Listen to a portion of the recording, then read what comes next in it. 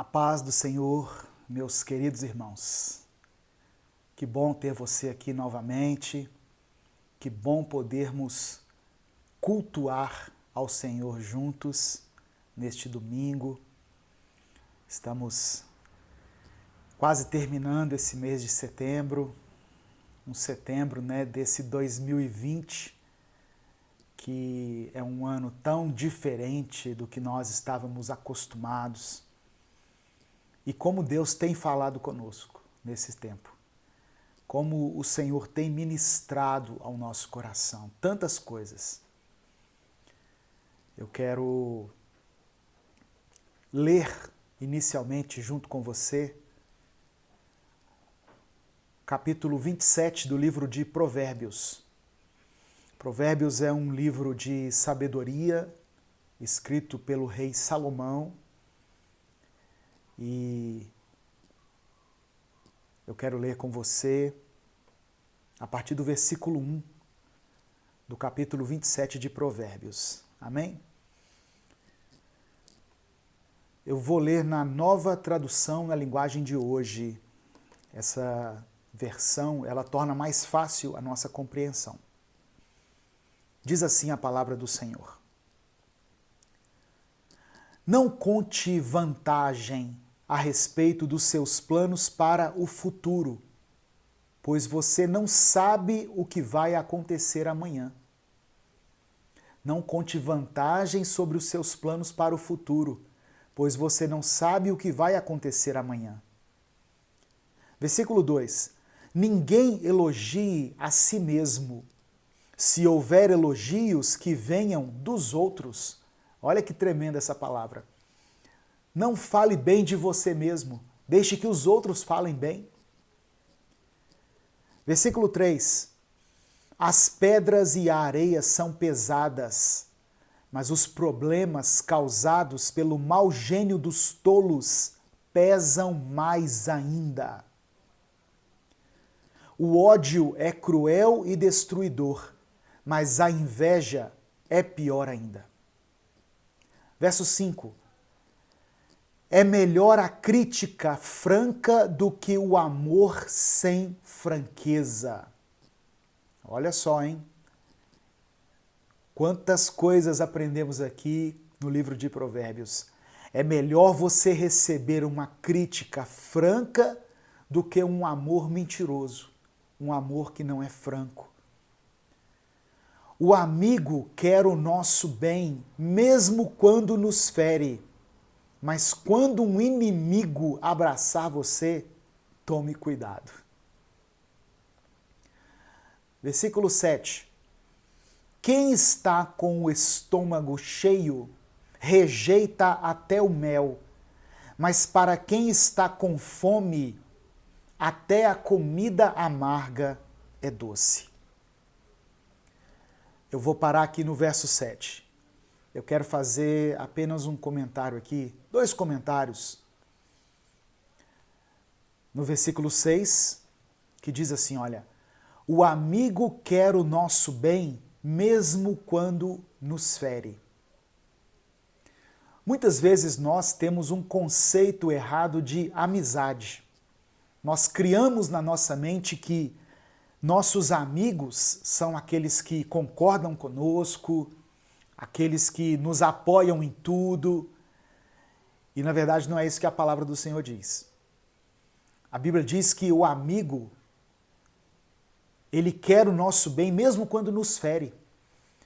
O verdadeiro amigo vai chamar a sua atenção em alguns momentos, vai fazer uma crítica construtiva a você, vai impedir você de fazer escolhas erradas.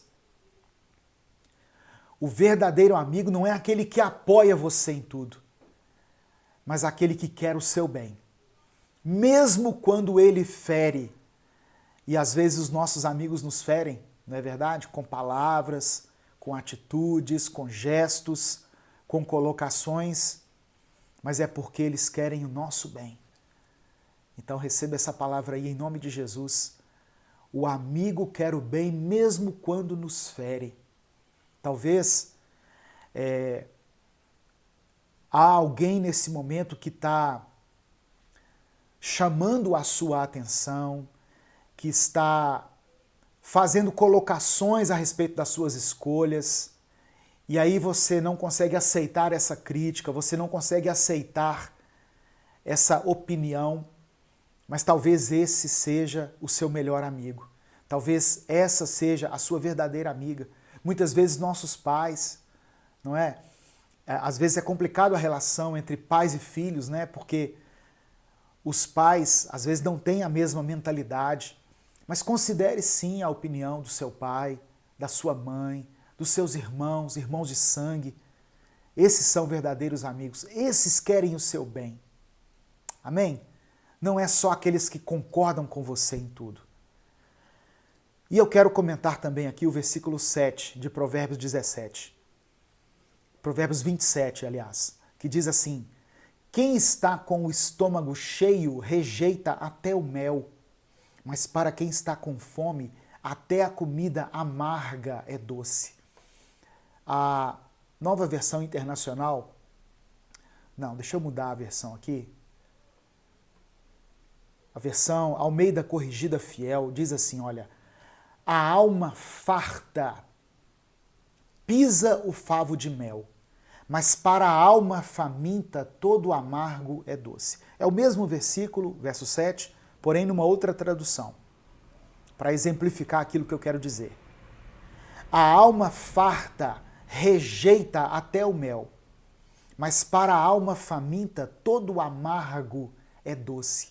Então, Provérbios fala aqui de dois tipos de alma, a alma farta e a alma faminta. A alma farta representa pessoas que estão satisfeitas, pessoas que estão vivendo na sua plenitude, que estão bem consigo mesmas, com Deus, com outras pessoas. Essas pessoas rejeitarão até a sobremesa. Se vier algo a ser oferecido a elas, elas vão pensar muitas vezes antes de aceitar. Será que eu aceito? Será que eu quero isso mesmo para a minha vida? Eu já estou tão bem, eu estou tão tranquila, tão tranquilo. É a alma farta, aquela que já está saciada. Mas a alma faminta, para a alma faminta, até o amargo é doce. Eu aconselhei uma pessoa, uma vez que estava entrando num relacionamento errado, que iria abandonar sua esposa, que iria largar sua família para entrar num relacionamento que ela achava que iria completar a vida dele. E eu falei, é porque a sua alma está faminta.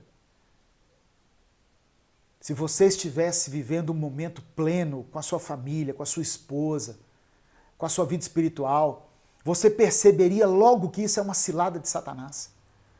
Porque para a alma faminta, até o amargo é doce. Amém?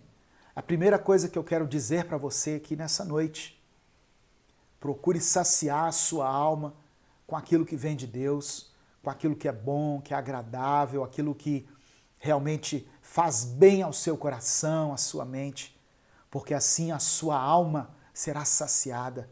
Do contrário, você terá uma alma faminta e qualquer coisa que chegar para você, você vai achar que é a solução.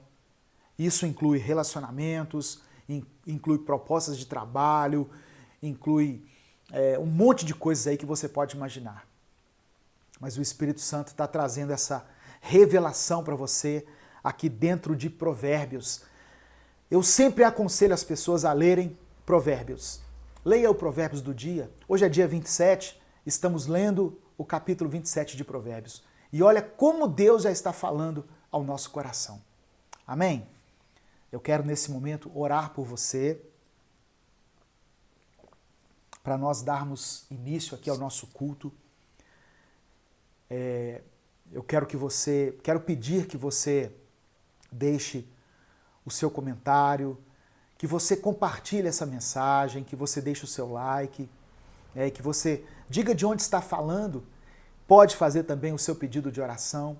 Às vezes a gente não consegue responder na hora os pedidos feitos aqui, mas a gente lê, eu pessoalmente leio todos os comentários depois e oro individualmente por cada pedido colocado aqui. Amém? Então você pode deixar aqui o seu pedido em nome de Jesus e vamos fazer essa oração diante dessa palavra.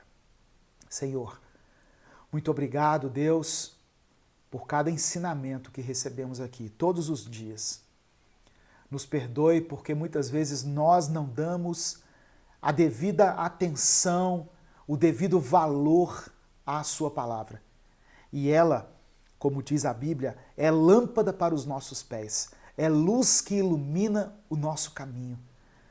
Já eu te peço, Espírito Santo, que já comece a falar com cada pessoa que está aqui nessa transmissão, com cada um que chegar aqui a participar desse culto.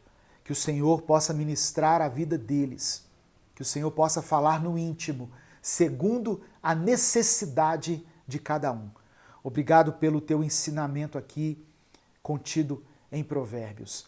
Nós colocamos os nossos planos, os nossos sonhos, o nosso futuro em tuas mãos, pois nós não sabemos o que vai acontecer amanhã.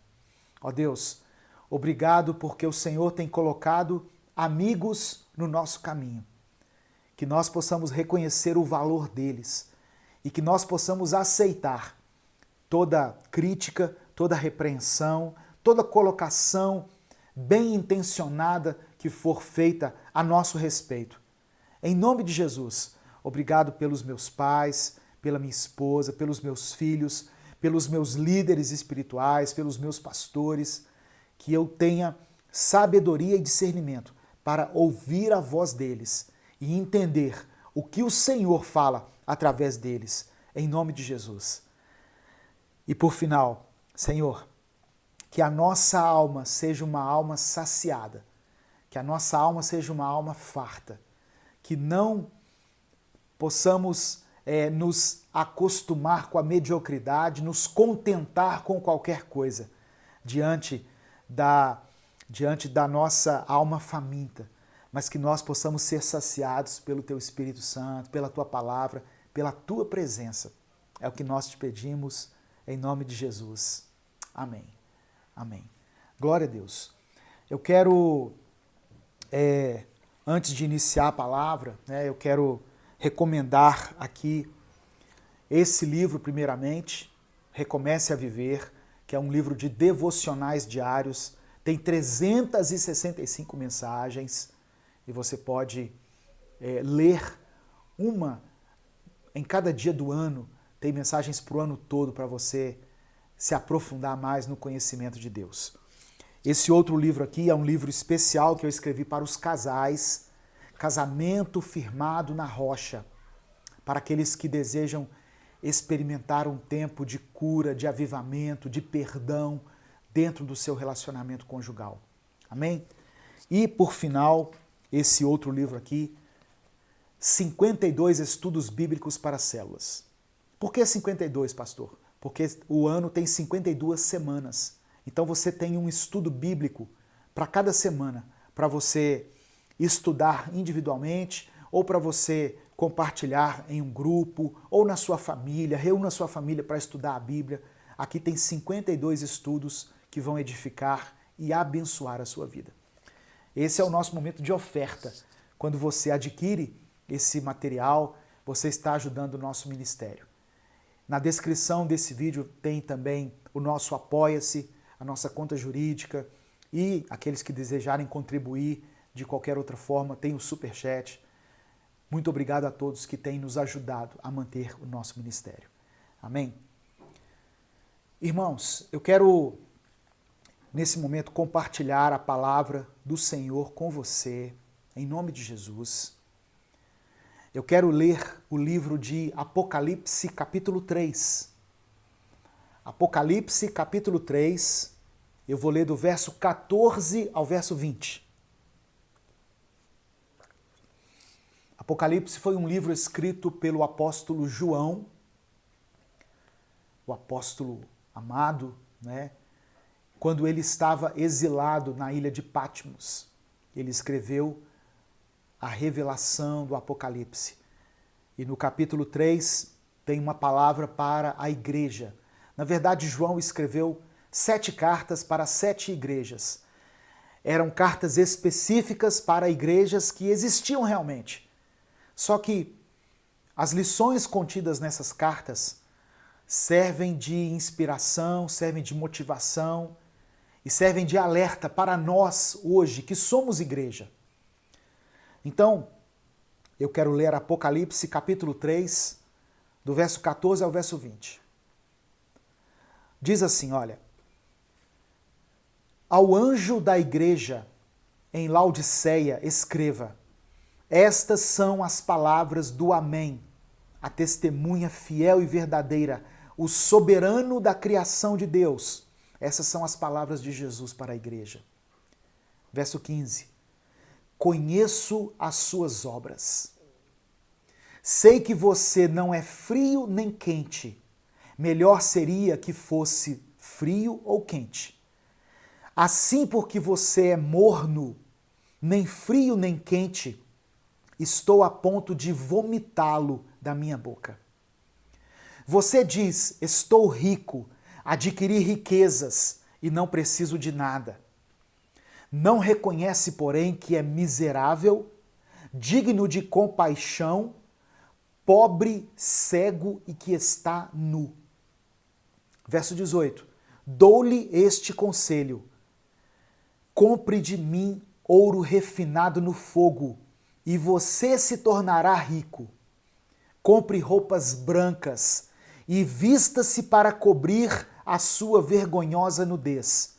E compre colírio para ungir os seus olhos e poder enxergar. Repreendo e disciplino aqueles que eu amo. Por isso seja diligente e arrependa-se. E o verso 20. Eis que estou à porta e bato.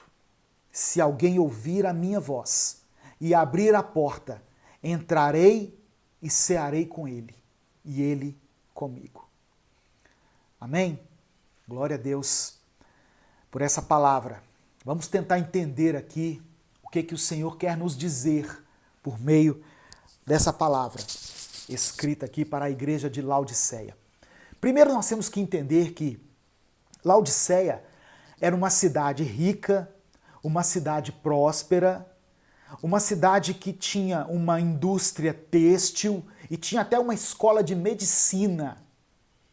O problema é que os bens e as riquezas haviam tornado os irmãos dessa cidade distantes de Deus, porque eles achavam que as suas conquistas eram mais importantes do que a sua vida espiritual. Olha Deus falando já conosco aí. Uma igreja que achava que as suas conquistas materiais eram mais importantes do que a vida espiritual deles. Por isso que Deus já começa falando aqui, olha, no verso 17 diz assim: você diz, estou rico, adquiri riquezas e não preciso de nada. Irmãos, presta atenção, não é pecado ser rico, não é pecado ser próspero, não é pecado ter uma reserva financeira, ter bens. O que nós não podemos é colocar a nossa vida material em primeiro lugar numa escala de prioridades. Deus tem que continuar sendo a prioridade na nossa vida. Por isso que Jesus falou que é difícil que um rico entre no reino dos céus. Porque à medida em que nós ganhamos muito dinheiro, à medida em que a pessoa se torna rica, ela vai perdendo o interesse pelas coisas de Deus. Eu estou falando aqui, talvez você se lembre de alguém, ou talvez a sua própria vida esteja refletindo isso.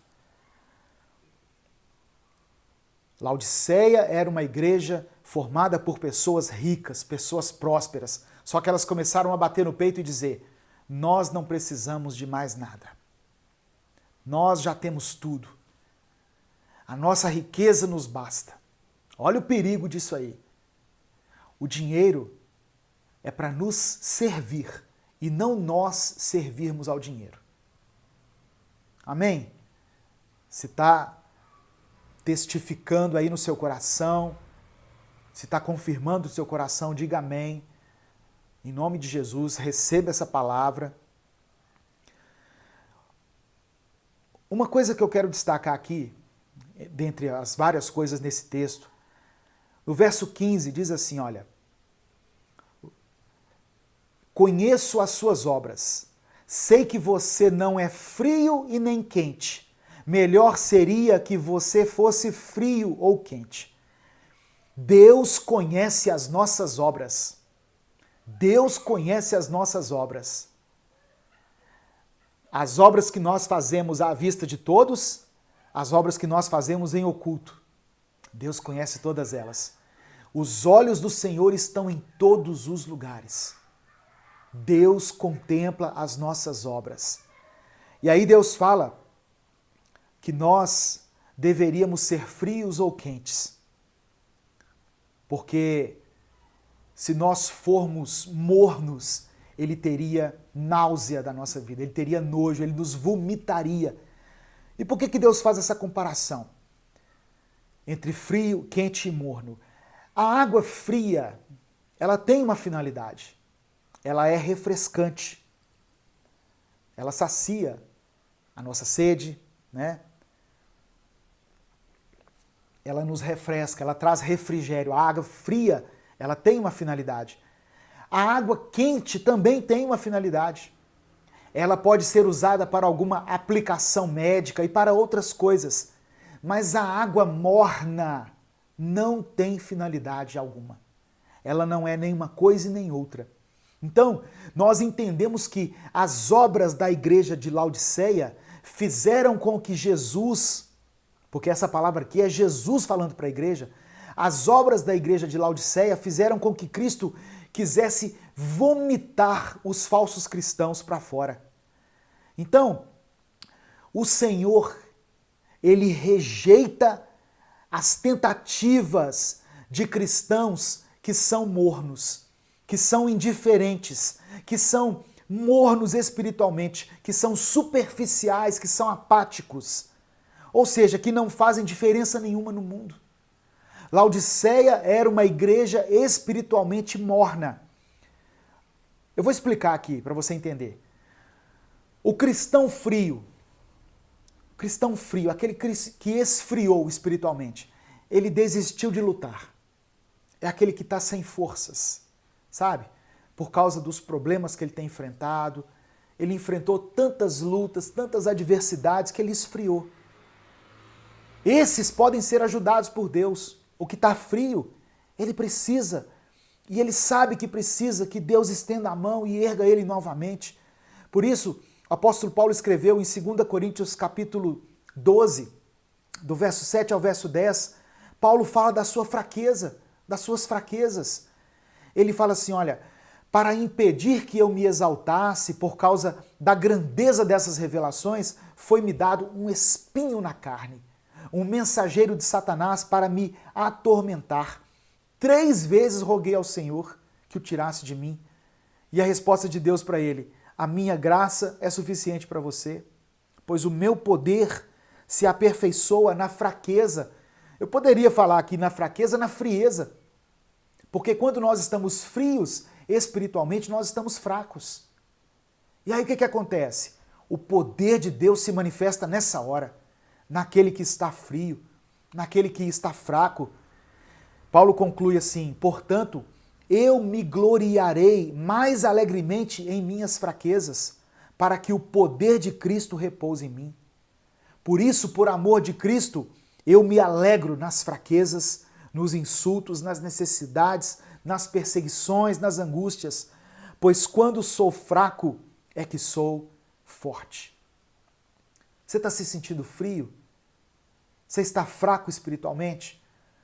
Deus quer aperfeiçoar o seu poder na sua vida nesse momento. Amém? Então, ser frio espiritualmente não é tão ruim quanto ser morno, porque o frio espiritualmente, ele sabe que precisa da ajuda de Deus. Ele está frio, portanto, ele recorre a alguém. Orem por mim, me ajudem em oração, intercedam a Deus por mim. Ele vai até Deus, ele vai até um irmão, ele clama ao Espírito Santo, ele sabe que está frio, ele sabe que precisa de ajuda. O cristão quente são aquelas pessoas que, independentemente das lutas, das adversidades, eles permanecem firmes com Jesus. Aleluia. Eles não abandonam a fé, eles não abrem mão dos seus princípios. Eles se comportam, o cristão quente, ele se comporta do mesmo jeito, dentro da igreja, fora da igreja. Perto dos irmãos, longe dos irmãos. Perto da esposa, dos filhos, do marido ou longe deles. Esse é o cristão quente. Ele é uma pessoa honesta no trabalho, em casa, em qualquer lugar. Ele é quente. Ele conhece o Deus a quem ele serve. Então, eu posso ser frio, estar precisando de ajuda. Eu posso ser quente e estar pronto, preparado para estender a mão para alguém. O que eu não posso é ser morno. O que significa o morno? É aquele que se afastou de Deus, mas ainda quer levar uma vida de aparência, uma vida de fachada. Amém, irmãos? Estão entendendo? É aquela pessoa que ele está em pecado, ele está afastado da presença de Deus, mas ele age como se nada estivesse acontecendo. Ele vive de aparências, ele faz concessões em relação ao pecado, ele abre uma legalidade para o diabo agir na vida dele, na sua família, mas ele finge que está tudo certo. Esse é o morno. Esse aí, Deus tem nojo dele. Esse aí está a ponto de ser vomitado por Deus. Porque a pessoa pode enganar muita gente.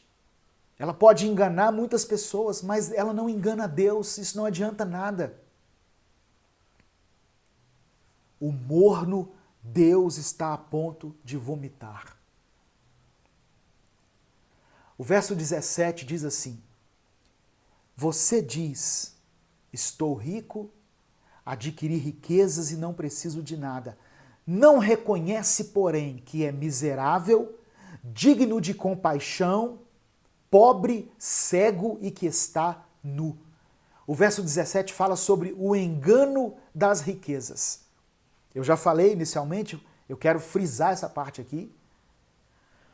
Muitas pessoas, quando começam a prosperar financeiramente, se afastam de Deus.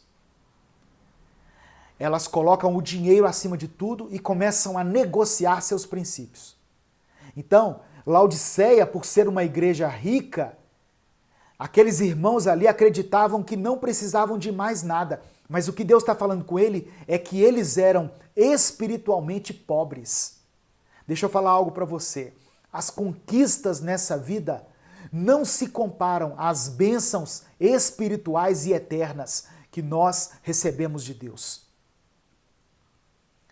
Tem pessoas que dificilmente vão prosperar. Sabe por quê? Porque Deus sabe que no dia em que ela prosperar muito, ela se afasta da presença dele. Então Deus vai manter você ali, com o suficiente. E glorifique a Deus por isso. Glorifique a Deus por isso. Obrigado, Jesus, porque eu tenho o suficiente para viver. Se não tem te faltado alimento, roupa, um teto, saúde, agradeça a Deus.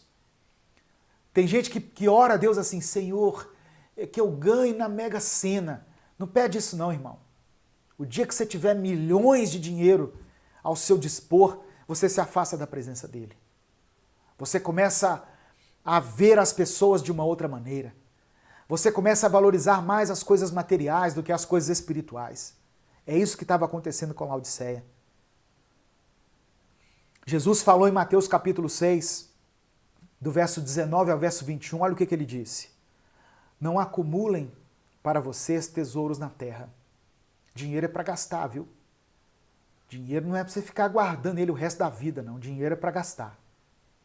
Tem gente que ele tem um dinheiro no banco guardado e ele vê a casa caindo aos pedaços, a parede está sem rebocar, um menino precisando de um tênis furado, a esposa precisando de uma roupa, andando com roupa rasgada, mas ele não abre mão do dinheiro. Não acumulem para vocês tesouros na terra. Porque aqui na terra a traça e a ferrugem destroem, e os ladrões arrombam e furtam. Mas acumulem para vocês tesouros no céu, onde a traça e a ferrugem não destroem, e onde os ladrões não arrombam nem furtam, pois onde estiver o seu tesouro, aí também estará o seu coração. Fala de pessoas que conquistaram muitas coisas aqui na terra, mas que não se preocupam com a sua vida espiritual. Não estão acumulando tesouros nos céus. Não se relacionam com Deus, não procuram ter uma comunhão com o Senhor. Jesus diz que elas são, olha como que ele chama lá em Apocalipse, desgraçadas, miseráveis, pobres, cegas e nus. É isso que elas são. Pessoas que estão apoiadas na sua riqueza. Eu não estou falando daquele que é próspero, mas que continua temendo a Deus, servindo a Deus, abençoando outras pessoas. Não é isso. Mas aquele que está só acumulando riqueza e que colocou o dinheiro acima de tudo. Amém? Em Mateus capítulo 13, verso 22, Jesus conta uma parábola e ele diz assim: quanto ao que foi semeado, a semente, que foi lançada entre os espinhos, este é aquele que ouve a palavra, mas a preocupação desta vida e o engano das riquezas a sufocam, tornando-a frutífera. Repare nessa expressão. O engano das riquezas é o que torna a palavra de Deus infrutífera. Meu Deus, não deixe que o dinheiro seja um Deus na minha vida. Não deixe que Mamon domine a nossa vida. Em nome de Jesus, Senhor. Em nome de Jesus. Eu sei que essa mensagem vai alcançar muitas pessoas. E você pode ajudar compartilhando, enviando para os seus grupos o link para quem você quiser. Porque a palavra do Senhor é uma semente. Mas muitas vezes ela chega até o coração da pessoa que já está tomado pelo engano das riquezas. Eu não sou contra você ter metas, você ter sonhos, propósitos, planos. Mas o mais importante na sua vida deve ser a sua relação com Deus, o seu relacionamento com o Espírito Santo. Amém? Tenha sim os seus planos, conquiste aquilo que você quer conquistar, estude, faça a sua faculdade, tenha o seu trabalho, mas tudo isso é secundário diante do que Deus tem a oferecer para você. E muitas pessoas ainda não entregaram a sua vida a Cristo por achar que as riquezas e as preocupações dessa vida são prioridade. Pessoas que ouvem a palavra do Senhor, mas os afazeres dela, o trabalho, a agenda, as ocupações, sufocam a palavra. E aí ela não frutifica. O verso 18, continuando aqui, nessa explanação, Deus fala assim, olha, compre de mim ouro refinado no fogo, e você se tornará rico. Deus está falando assim, olha, eu tenho uma riqueza que é muito melhor do que a riqueza dessa terra.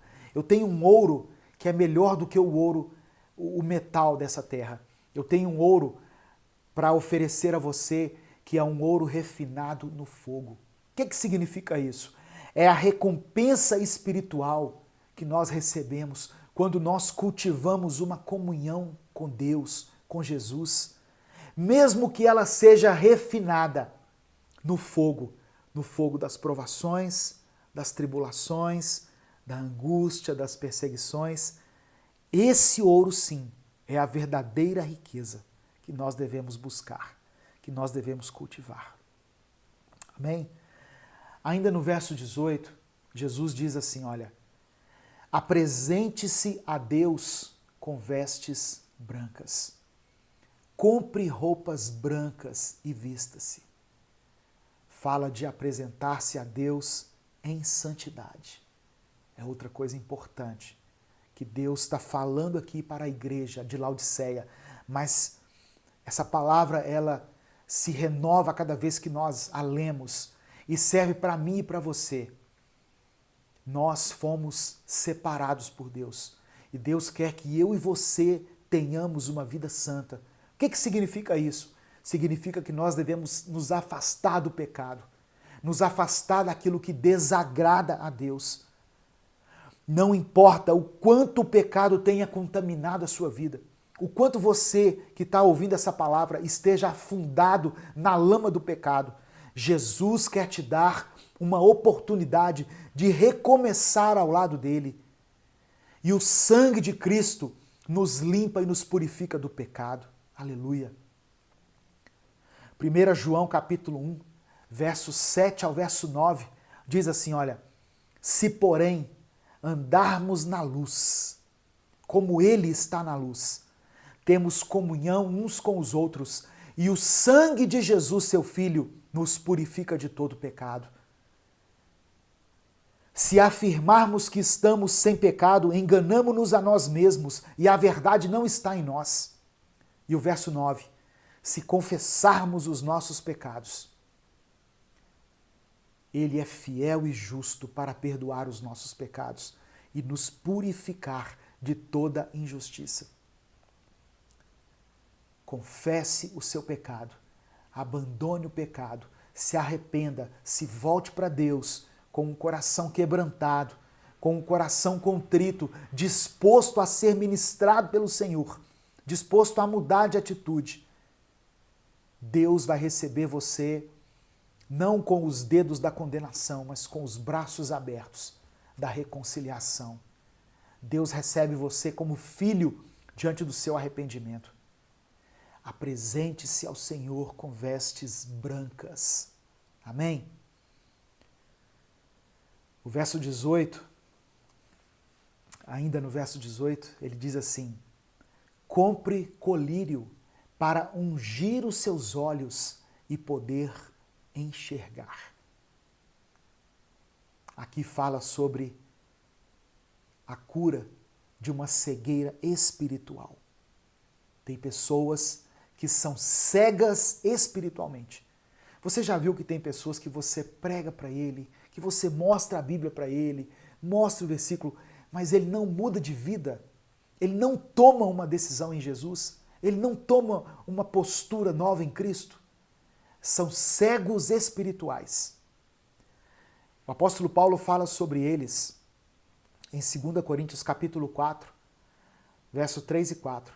Ele diz assim, olha, mas se ainda o nosso evangelho está encoberto, para os que se perdem está encoberto, nos quais o Deus deste século, e Deus aqui está com D minúsculo, está falando de Satanás, do diabo, o Deus desse século cegou o entendimento dos incrédulos, para que lhes não resplandeça a luz do evangelho da glória de Cristo, que é a imagem de Deus. Satanás cegou e até hoje tem cegado o entendimento de muitas pessoas, para que o evangelho não resplandeça na vida deles, para que a luz do evangelho não resplandeça sobre eles. Pessoas inteligentes, pessoas cultas, pessoas, cheias de sabedoria, cheias de conhecimento, mas que não conseguem compreender e não conseguem aceitar a verdade do evangelho, porque o Deus desse século cegou o entendimento deles. Mas se Deus está permitindo que você ouça essa mensagem, é porque Ele te ama. E Ele quer transformar a sua vida. Ele quer fazer com que você deixe de ser um cego espiritual e passe a enxergar pelos olhos da fé. Amém, meu irmão? Em nome de Jesus, Deus quer reescrever a sua história. Essa palavra ministrada para os irmãos de Laodiceia, ela pode ser apropriada por nós. Às vezes nós queremos tomar posse só das promessas de Deus, né? Falou que é promessa, que é bênção, eu recebo. Mas falou que é uma palavra de repreensão, uma palavra dura, eu falo, não, isso não é para mim. É para você sim. Se você está aqui ouvindo, alguma coisa nessa mensagem serviu para você. Hebreus capítulo 12, do verso 5 ao verso 7, diz assim, olha, vocês se esqueceram da palavra de ânimo que ele lhes dirige como a de filhos. Meu filho, não despreze a disciplina do Senhor, nem se magoe com a sua repreensão, pois o Senhor disciplina a quem ama e castiga todo aquele a quem aceita como filho. Suportem as dificuldades, recebendo-as como disciplina. Deus os trata como filhos, pois qual filho que não é disciplinado por seu pai? Quando Deus está nos repreendendo, nos disciplinando, nos chamando a atenção para uma mudança, é um sinal do amor dele. Quando Deus parar de falar com você, irmãos, sobre mudança, sobre uma renovação de mente, de postura, comece a se preocupar. Enquanto Deus está nos chamando ao arrependimento, a uma mudança de vida, enquanto Deus está fazendo com que a cada dia nós nos tornemos melhores como filhos, dê glória a Deus. Isso é um bom sinal, é sinal que Deus nos ama. Olha o que o escritor dos Hebreus diz aqui, no verso 6. Ele disciplina a quem ama e castiga todo aquele que aceita como filho. Todo aquele que é recebido na família de Deus como filho vai receber um castigo. Por quê? Porque Deus o ama. E tem coisas que nós só vamos aprender quando somos castigados. Tem coisas que nós só aprendemos diante da repreensão do Senhor. Tem coisas na sua vida que você só aprendeu depois que sofreu as consequências. Não é verdade? Tem coisas que você só aprendeu depois que sofreu na pele as consequências. Então é preciso se arrepender. Temos que ser diligentes, e a palavra diligente aqui está relacionada a esforçados, decididos. Quando nós decidimos, quando nós tomamos uma atitude, Deus, ele entra na nossa vida e reescreve a nossa história. E para terminar, o verso 20, que diz assim, eis que estou à porta e bato. Palavra para a igreja de Laodiceia. Imagina uma igreja recebendo uma palavra dessa de Jesus. Eis que eu estou à porta e bato.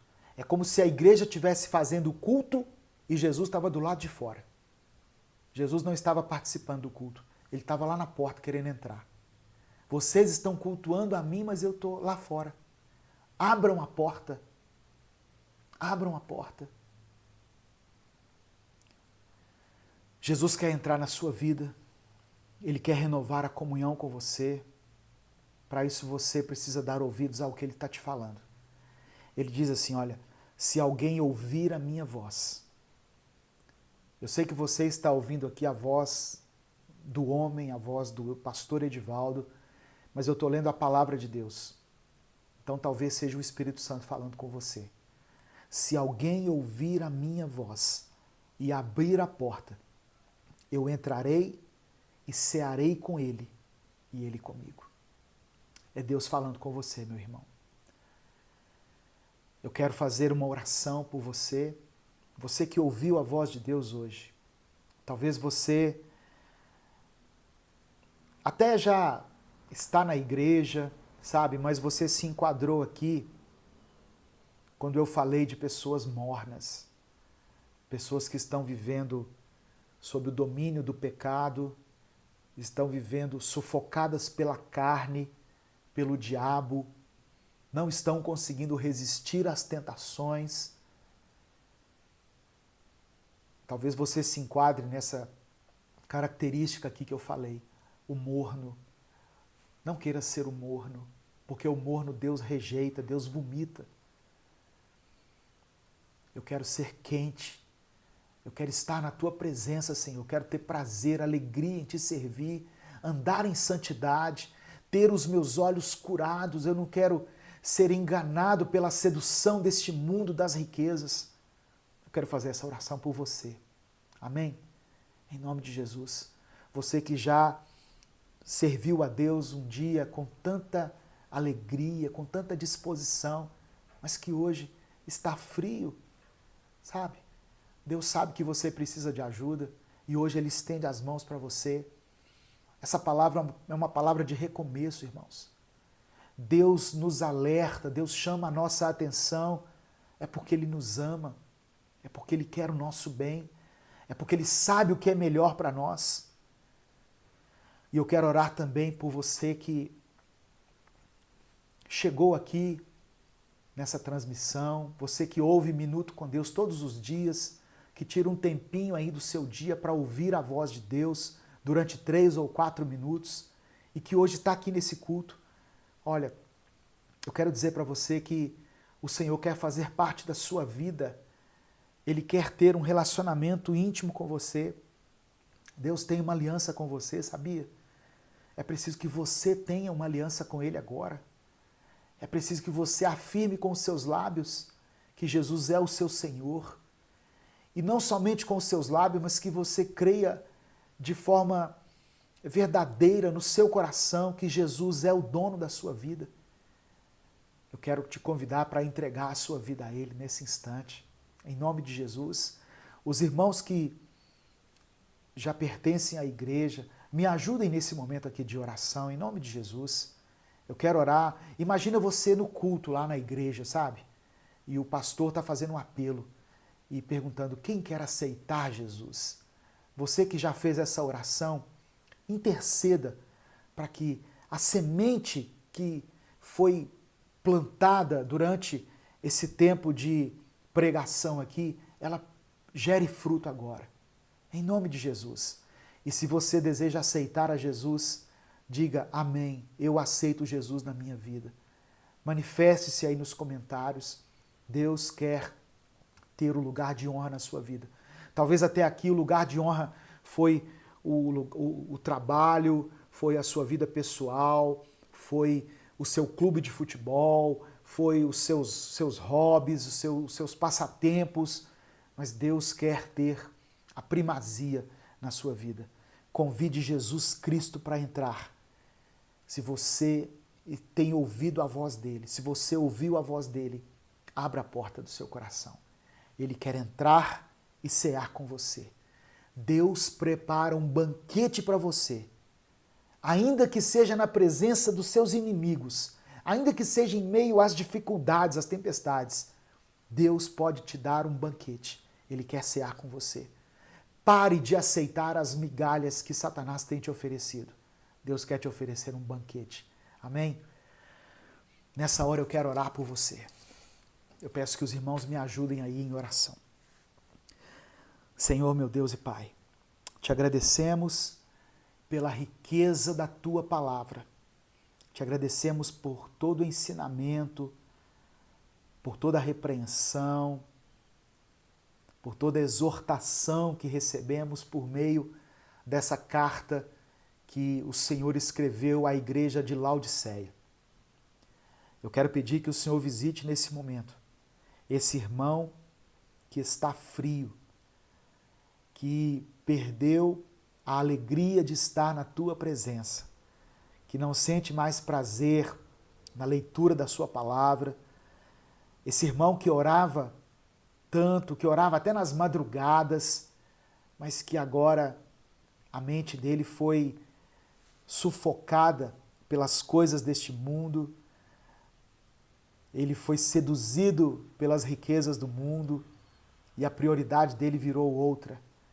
Que ele possa, nesse momento, reconciliar-se com o Senhor, voltar a andar de uma forma intensa, que possa ser usado novamente na Tua obra. Essa irmã era líder, esse irmão era um líder, liderava departamento na igreja, era uma bênção nas mãos do Senhor e se afastou. Que o Senhor possa oferecer a eles um recomeço, em nome de Jesus. Restaura esse ministério, Deus. Restaura esse chamado. Ó Pai, eu oro também por aqueles que estão nesse momento entregando a sua vida a Cristo. Que eles possam ter a convicção do que estão fazendo. que eles possam ter a certeza e possam receber o Espírito Santo na vida deles e terem a sua vida transformada, a sua mente renovada. Faça com que se tornem novas criaturas, lavadas e remidas pelo teu sangue, que possam andar em novidade de vida, que possam viver em santidade. É o que eu te peço, em nome de Jesus. Amém e amém. Glória a Deus. Obrigado a você que acompanhou até aqui. Nós já estamos encerrando. Deixe o seu pedido de oração. Amém? Eu louvo a Deus pelas pessoas que aceitaram Jesus aqui, pelas pessoas que se reconciliaram. E eu quero orar encerrando esse momento de culto aqui tão gostoso que nós tivemos. Estenda as suas mãos assim, ó. Eu vou orar por você. Pai, nós te agradecemos mais uma vez e pedimos ao Senhor que a nossa semana seja uma bênção. Ó Deus, abre as portas de emprego para aqueles que estão desempregados. Senhor, supre as necessidades daqueles que estão vivendo em um tempo de escassez.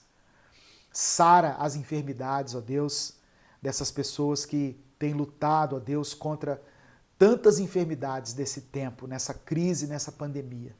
Em nome de Jesus, abençoa essa família, restaura a comunhão desse marido e dessa esposa, abençoe esse jovem, essa moça, ó Deus, que por algum motivo saíram da tua presença, que possam retornar e que possam viver a plenitude do Evangelho na sua vida. O Senhor te abençoe e te guarde. O Senhor faça resplandecer o seu rosto sobre ti e tenha misericórdia de ti. O Senhor sobre ti estenda a sua face e te dê a paz. Que Deus te abençoe, em nome de Jesus.